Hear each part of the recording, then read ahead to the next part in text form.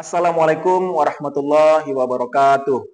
Salam sejahtera bagi kita semua. Om Swastiastu, Namo Buddhaya, salam kebajikan.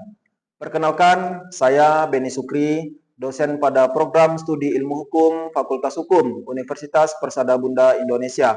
Pada kesempatan ini, saya akan menyampaikan unsur pengajaran dalam rangka mengikuti sertifikasi pendidik untuk dosen tahun 2025. Video ini akan memuat penjelasan lengkap mengenai salah satu mata kuliah yang saya ampu, yaitu tindak pidana khusus yang mencakup deskripsi mata kuliah, capaian pembelajaran, materi, metode serta bentuk interaksi dengan mahasiswa, dan sistem penilaiannya sesuai dengan rencana pembelajaran semester atau RPS. Video ini akan memuat penjelasan terkait salah satu mata kuliah yang saya ampu, yaitu tindak pidana khusus, dengan kode mata kuliah MKH 358728 dan memiliki bobot 2 SKS teori. Mata kuliah ini diajarkan pada semester 3 dan telah disusun dalam dokumen rencana pembelajaran semester atau RPS pada tanggal 13 September 2024 serta telah diunggah ke dalam sistem sister. Semoga paparan ini dapat memberikan gambaran menyeluruh terkait proses pembelajaran yang saya laksanakan, sekaligus memenuhi salah satu komponen penting dalam penilaian sertifikasi dosen pada tahun ini. Dengan demikian, saya mohon izin untuk memaparkan materi ini secara lebih rinci. Sebelum masuk ke pokok pembahasan, izinkan saya terlebih dahulu menjelaskan pendekatan yang digunakan dalam menyampaikan mata kuliah ini, yaitu pendekatan delivery, interaction, dan asesmen atau DIA. Pada aspek delivery, akan dipaparkan deskripsi mata kuliah, capaian pembelajaran yang diharapkan, serta pokok-pokok materi yang diajarkan. Semuanya sesuai dengan RPS yang telah disusun dan diunggah ke sister. Pada aspek interaction, dijelaskan metode dan pola interaksi antara dosen dengan mahasiswa, baik melalui diskusi, tugas mandiri, maupun pemanfaatan platform pembelajaran daring seperti Google Classroom. Pada aspek asesmen, akan dipaparkan sistem penilaian, teknik, serta indikator yang digunakan untuk mengevaluasi capaian pembelajaran mahasiswa. Mata kuliah tindak pidana khusus bertujuan memberikan pemahaman yang mendalam mengenai berbagai tindak pidana yang pengaturannya berada di luar KUHP atau yang disebut sebagai delik khusus. Mahasiswa akan mempelajari mulai dari peristilahan, definisi, objek dan lingkup hukum pidana, perbedaan delik umum dan delik khusus, hingga berbagai jenis delik seperti delik pers, korupsi, pencucian uang, hak cipta, informasi dan transaksi elektronik, kekerasan dalam rumah tangga, terorisme, narkotika, pornografi, serta proses hapusnya hak penuntutan pidana dan eksekusi terhadap pelaku delik. Capaian pembelajaran atau CPL mata kuliah ini meliputi 4 komponen utama. Pertama, mahasiswa menjunjung tinggi nilai kemanusiaan, agama, moral, dan etika. Kedua, mahasiswa mampu berpikir logis, kritis, sistematis, dan inovatif dalam mengembangkan atau mengimplementasikan keilmuan hukum. Ketiga, mahasiswa mampu menganalisis permasalahan hukum. Dan yang keempat, mahasiswa mampu memberikan nasihat hukum melalui konsultasi terkait permasalahan hukum. Capaian pembelajaran pada mata kuliah ini merupakan bagian dari capaian pembelajaran lulusan atau CPL program studi yang dibebankan secara langsung pada mata kuliah tindak pidana khusus. Adapun CPL yang dimaksud adalah sebagai berikut. CPL 1 yang mengacu pada komponen sikap ke-8 dikenal dengan kode S8, yaitu menjunjung tinggi nilai-nilai kemanusiaan dalam menjalankan tugas berdasarkan agama, moral, dan etika. Hal ini ditujukan untuk membentuk lulusan yang unggul dan profesional di bidang hukum serta menjunjung tinggi nilai kebenaran dan kejujuran. CPL 2 yang mengacu pada komponen pengetahuan ke-1 atau P1, yaitu mampu menerapkan pemikiran logis, kritis, sistematis, dan inovatif dalam konteks pengembangan atau implementasi di bidang keahlian hukum. CPL 3 yang mengacu pada komponen keterampilan umum kedua atau KU2, yaitu mampu mengkaji dan menganalisis permasalahan-permasalahan hukum secara sistematis guna meningkatkan pengetahuan dan pemahaman di bidang ilmu hukum. CPL 4 yang mengacu pada komponen keterampilan khusus ke-1 atau KK1, yaitu mampu memberikan nasihat hukum secara profesional melalui layanan konsultasi, khususnya yang berkaitan dengan permasalahan-permasalahan hukum yang dihadapi masyarakat. Berikutnya, dapat dijelaskan mengenai capaian pembelajaran mata kuliah atau CPMK. CPMK 1 yaitu mahasiswa memahami peristilahan, definisi, serta objek dan lingkup kajian hukum pidana, serta delik umum dan delik khusus. Ini merupakan bagian dari CPL 1. CPMK 2 yaitu mahasiswa memahami dan mampu menganalisis berbagai delik khusus seperti delik pers, delik korupsi, delik pencucian uang, serta mampu menganalisis kasus-kasus dari tindak pidana tersebut. Hal ini sesuai dengan CPL 2. Selanjutnya, CPMK 3. Mahasiswa memahami dan mampu menganalisis delik hak atas kekayaan intelektual, delik informasi dan transaksi elektronik, serta delik kekerasan dalam rumah tangga dan dapat merumuskan strategi penanganan dan pencegahannya. Ini mengacu kepada CPL 3. Terakhir, CPMK 4, yaitu mahasiswa memahami dan mampu menganalisis delik terorisme, delik narkotika, dan delik pornografi, serta hapusnya hak penuntutan pidana dan eksekusi terhadap pelaku delik, serta dapat mengkritisi dan mengadvokasi kebijakan terkait tindak pidana khusus, yang merupakan bagian dari CPL 4. Kemudian, pada kemampuan akhir tiap tahap belajar atau yang disebut sub-CPMK, mahasiswa diharapkan dapat menguasai beberapa hal dalam rancangan pembelajaran mata kuliah. Tiap capaian pembelajaran mata kuliah atau CPMK dikaitkan secara langsung dengan beberapa sub-CPMK sebagai indikator turunan yang lebih rinci. Dengan struktur ini, mahasiswa dapat memahami bahwa setiap CPMK memiliki sasaran spesifik dan terukur, serta dicapai melalui sub-CPMK yang telah dirancang secara terstruktur dan berkesinambungan. Materi kuliah ini terbagi dalam beberapa pokok pembahasan, mulai dari minggu pertama hingga minggu ke-16, dengan rincian sebagai berikut. Minggu 1 dan 2, yaitu penjabaran RPS, pengantar hukum pidana, ruang lingkup dan peristilahannya, serta pengantar tindak pidana khusus. Minggu ketiga, yaitu perbedaan delik umum dan delik khusus. Materi pada minggu ini menjadi materi yang diajarkan sebagai bagian dari pemenuhan unsur pengajaran dalam rangka sertifikasi dosen. Minggu keempat sampai keenam, yaitu delik pers, korupsi, pencucian uang. Minggu ketujuh, yaitu delik hak cipta. Minggu ke-8, yaitu ujian tengah semester atau UTS. Minggu ke-9, delik komunia dan propria. Minggu ke-10 sampai 14, yaitu delik ITE, KDRT, terorisme, narkotika, dan pornografi. Minggu ke-15, yaitu hapusnya hak penuntutan pidana dan eksekusi. Dan minggu ke-16, yaitu ujian akhir semester atau UAS. Perkuliahan ini menggunakan metode tatap muka, diskusi kelompok kecil, penugasan mandiri, dan pemanfaatan platform Google Classroom. Dalam setiap pertemuan, mahasiswa diharapkan aktif berpartisipasi melalui brainstorming ide, bertukar pikiran untuk menghasilkan ide-ide, group discussion atau diskusi kelompok, dan menyusun makalah sesuai tema yang ditetapkan oleh dosen atau sesuai minat mahasiswa. Pada mata kuliah ini, penilaian akan didasarkan pada beberapa komponen dengan proporsi yang sudah ditentukan.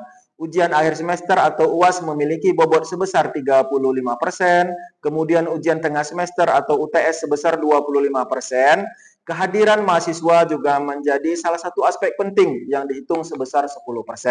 Selanjutnya, terdapat tugas individu dan keaktifan dalam mengikuti pembelajaran yang nilainya sebesar 15%. Serta tugas kelompok berbasis studi kasus yang juga memiliki bobot 15%.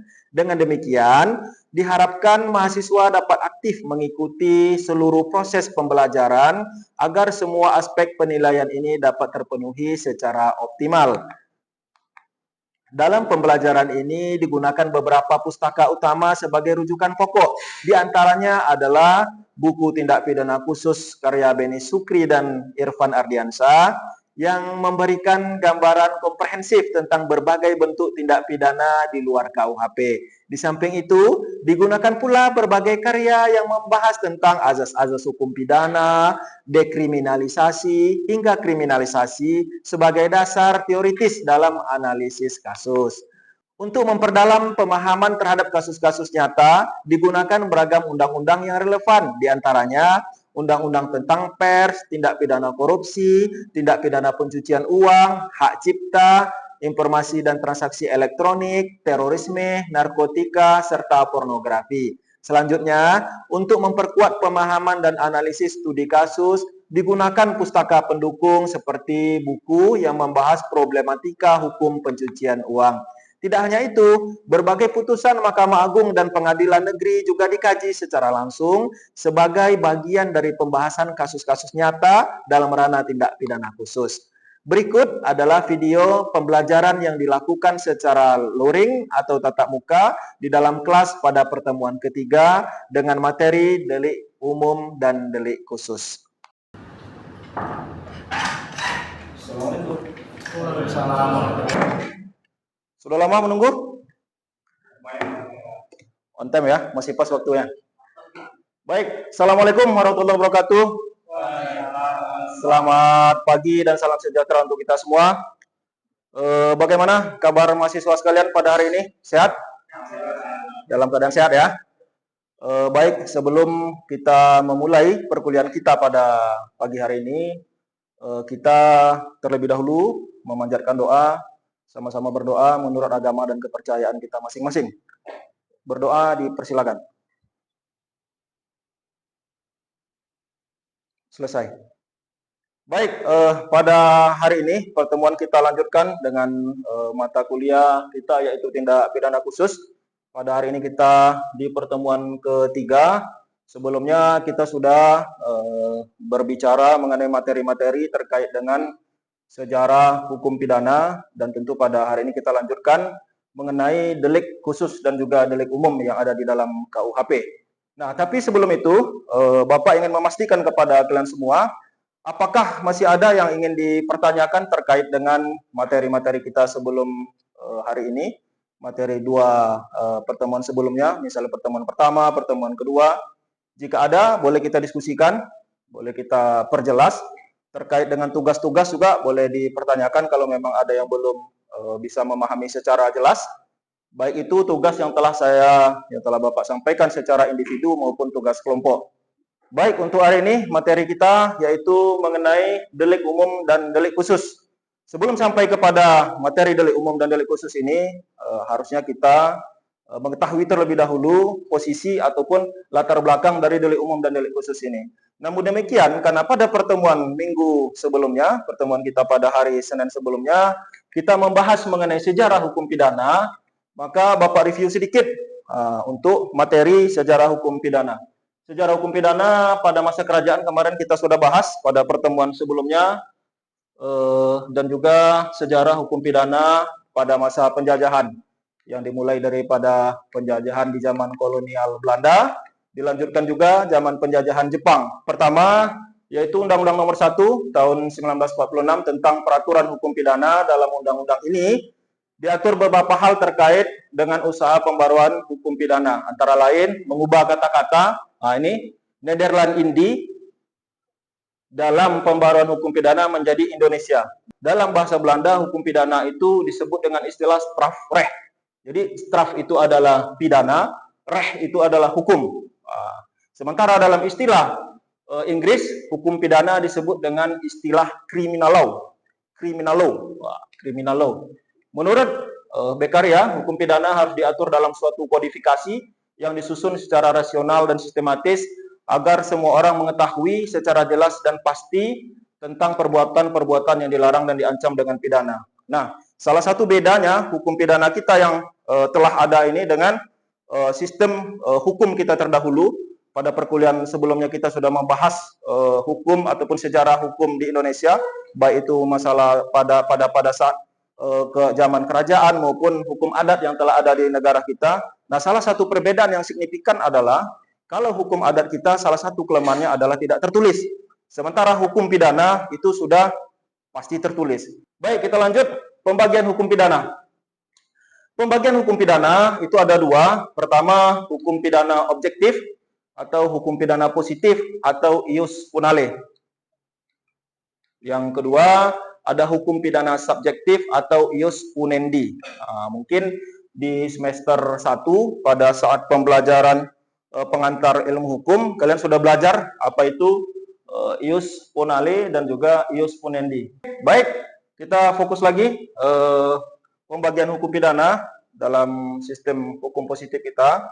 Pembagian hukum pidana yaitu terdiri dari dua. Yang pertama, hukum pidana objektif dalam artian luas, yaitu terbagi atas hukum pidana material dan hukum pidana formil.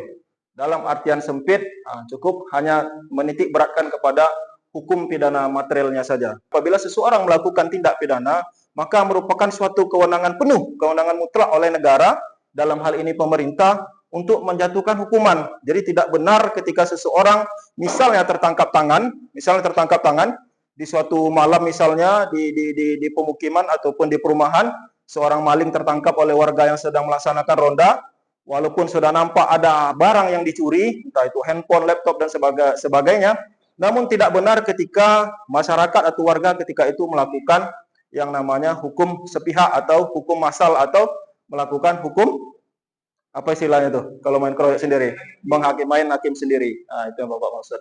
Jadi hukum pidana positif yang ada di negara kita itu terbagi atas dua. Pertama, hukum pidana material dan yang kedua hukum pidana formil. Yang kedua, hukum pidana formil. Sama juga yang di dalam KUHP, yang di dalam KUHAP, ataupun yang di luar dari KUHAP, Kitab Undang-Undang Hukum Acara Pidana. Jadi ketika material ini dilaksanakan, ketika ada pelanggaran perbuatan pidana, maka hukum pidana formil akan mengikuti. Proses penjatuhan hukuman itulah disebut dengan istilah formilnya. Proses beracaranya itu disebut dengan istilah hukum pidana formil. Ketika terjadi pelanggaran terhadap pidana material. Jadi dua hukum pidana positif ini tidak bisa dipisahkan. Karena apabila ada pelanggaran, apabila ada material yang dilanggar, maka formil setelah itu akan mengikuti seterusnya sampai seseorang itu dihukum berdasarkan perbuatannya. Sebelum kita terlalu jauh membahas mengenai delik khusus dan juga delik umum, Bapak ingin memastikan apakah ada yang ingin bertanya terkait dengan materi yang tadi telah disampaikan, baik itu macam-macam delik dan juga pembagian ataupun tujuan dari hukum pidana. Silakan, ada yang mau bertanya? Ya, Dava silakan. Seperti yang Bapak sampaikan kemarin bahwasanya mengenai delik aduan dan juga delik biasa itu kemarin sudah Bapak jelaskan sudah sangat detail, tapi kami karena beberapa pertemuan gitu Pak, jadi rekan-rekan ataupun rekan-rekan saya dari mahasiswa yang lain juga mungkin agak kurang mengerti Pak, termasuk juga saya gitu Pak. Jadi boleh diulang Pak mengenai materi delik aduan dan juga delik biasa yang seperti yang Bapak jelaskan kemarin Pak, agar kami lebih mengerti lagi gitu Pak. Oke, baik, Dava. Tadi pertanyaannya terkait dengan delik biasa dengan delik aduan. Baik, delik biasa dan delik aduan. Jadi kita review lagi, kita perjelas kembali. Delik biasa dapat dituntut tanpa adanya pengaduan dari korban, misalnya kasus pembunuhan. Sementara delik aduan hanya dapat diproses apabila ada pengaduan dari pihak yang dirugikan. Contohnya perzinahan yang memerlukan pengaduan dari suami atau istri yang merasa dirugikan. Jadi sederhananya, kalau delik biasa ini, begitu ada tindak pidana, diketahui oleh misalnya penegak hukum, misalnya ada penegak hukum mengetahui, maka itu sudah merupakan suatu perbuatan pidana. Nah, berbeda dengan delik aduan. Jadi kalau delik aduan itu, tahu pun penyidik, tahu pun polisi, tahu pun penegak hukum ada misal kasus kita contohkan perzinahan ini, tetapi sebelum ada para pihak yang boleh melaporkan itu melapor kejadiannya, maka polisi tidak bisa berbuat atau penyidik tidak bisa melakukan proses yang namanya penyelidikan, penyidikan dan seterusnya. Kalau hanya tetangga-tetangga saja atau orang-orang lewat saja itu tidak bisa diterima oleh penyidik atau penegak hukum. Oke? Bisa dipahami, Dava? Siapa? Oke, baik. Kita lanjutkan terkait dengan delik umum dan delik khusus ini.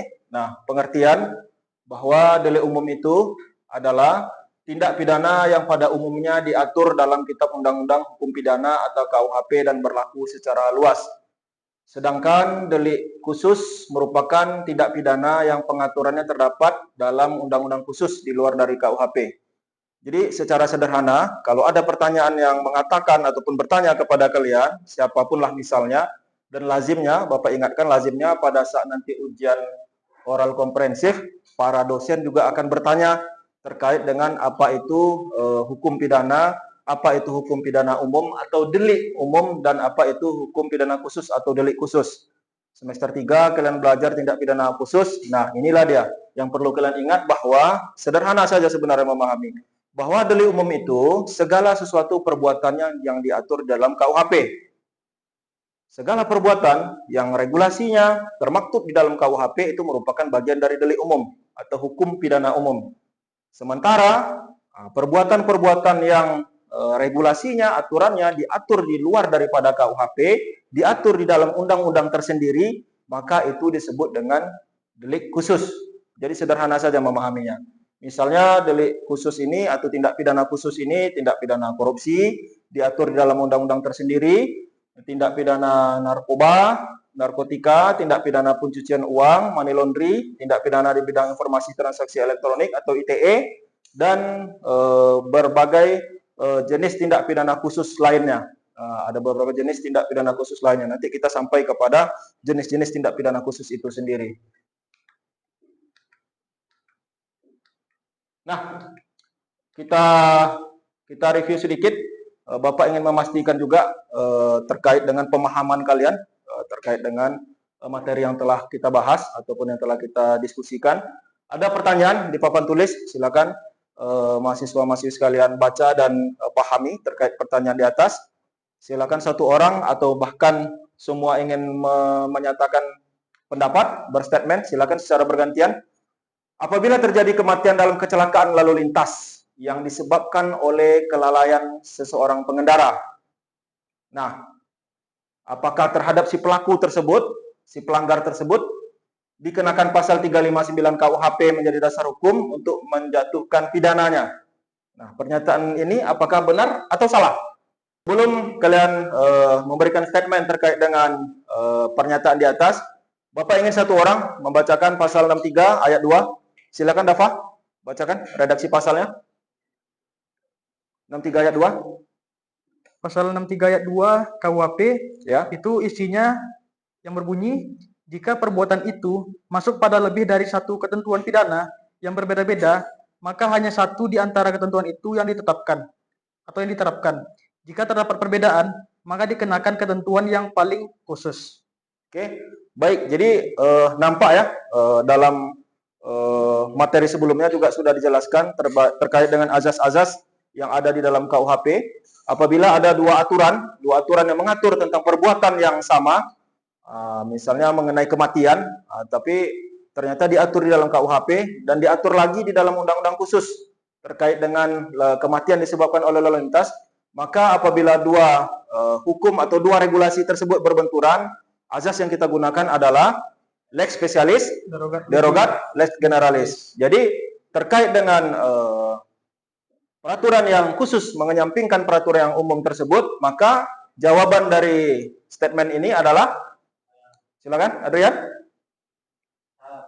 Salah. Apabila terjadi kematian dalam kecelakaan lalu lintas yang disebabkan oleh kelalaian seseorang pengendara maka dikenakan pasal 359. Kenapa salah? Apa alasannya? Kenapa bisa salah? Alasannya karena diatur tersendiri Pak undang-undang lalu lintas Pak. Berarti tidak menggunakan KUHP karena kejadian tersebut terjadi karena adanya kecelakaan berlalu lintas. Ya. Maka diatur di dalam undang sendiri. Undang-undang nomor berapa? Undang-undang nomor 2 tahun 2009. Undang-undang nomor 22 tahun 2009 tentang lalu lintas dan angkutan jalan. Oke, mantap.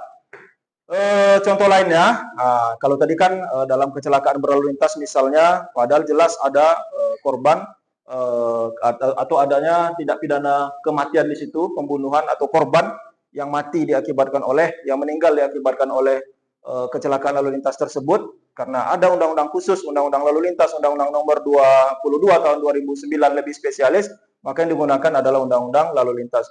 Dan juga misalnya terkait dengan judi. Nah, kalau judi biasa terjadi kasus ataupun proses ataupun tidak pidana perjudian biasa yang dilakukan oleh beberapa orang, 2 orang, 3 orang atau lebih, nah maka itu diatur di dalam pasal 303 KUHP. Kalau hanya perjudian biasa. Tetapi kalau judi online, maka ini berbeda lagi. KUHP tidak bisa digunakan dalam menerapkan sanksi ataupun memproses terkait kasus judi online tersebut. Maka diatur lagi dalam undang-undang tersendiri.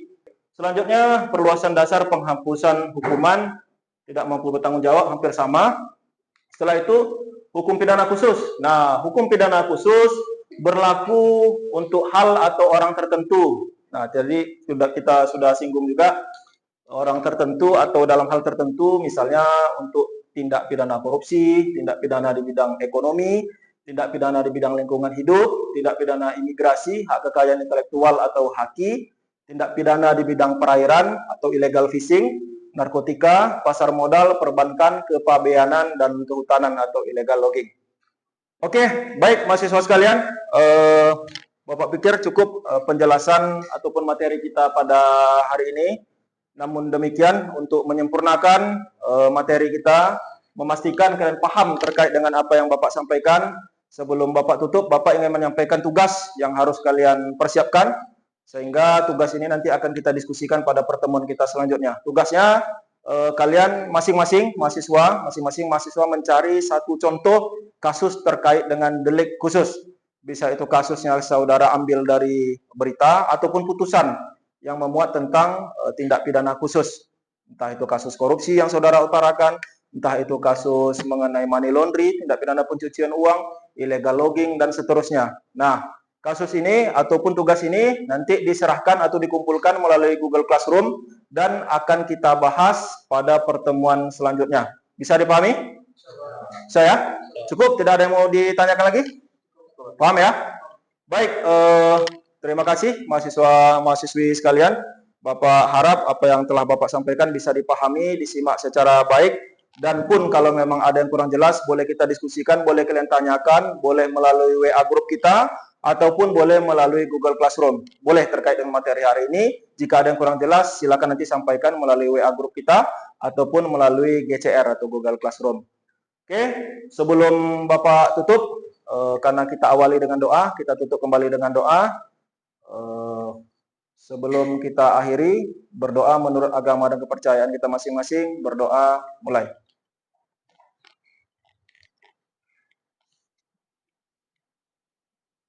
Selesai. Baik, terima kasih mahasiswa-mahasiswi sekalian. Demikianlah perkuliahan kita pada hari ini. Sampai jumpa pada pertemuan kita selanjutnya. Bapak harap kehadiran kalian tetap aktif, tetap bisa melaksanakan pertemuan-pertemuan sampai dengan pertemuan kita ke-16. Pertemuan ke-16 kita melaksanakan ujian akhir semester. Nah, itu yang saudara harus perhatikan. Demikian perkuliahan kita pada hari ini. Bapak tutup. Wabillahi taufiq wal hidayah. Assalamualaikum warahmatullahi wabarakatuh. Selamat pagi. Waalaikumsalam warahmatullahi wabarakatuh. Demikian video rekaman proses pembelajaran untuk mata kuliah tindak pidana khusus pada program studi ilmu hukum Fakultas Hukum Universitas Persada Bunda Indonesia. Terima kasih atas perhatian Bapak Ibu Asesor. Saya tutup. Wabillahi taufiq wal hidayah. Wassalamualaikum warahmatullahi wabarakatuh.